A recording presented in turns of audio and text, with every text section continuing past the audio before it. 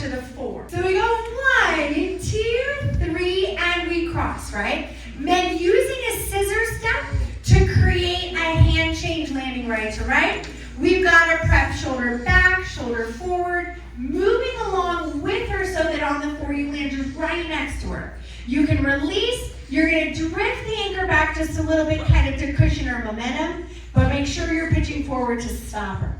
Then we head forward for walk. Walk, but as you lean back, I can't get on my foot, right? So that's how you're leading her to stop and the tap.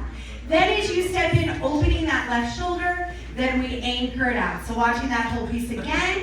1, 2, 3, and 4. Scissor hand change. 1, 2, 3, and 4. Anchor step. Go 1, 2, 3, 4.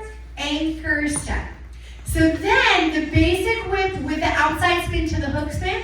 Remember, we've got the hand coming up to the 4, rolling right, right. Then keep going to the right, hook and cross. Okay, good job, everybody.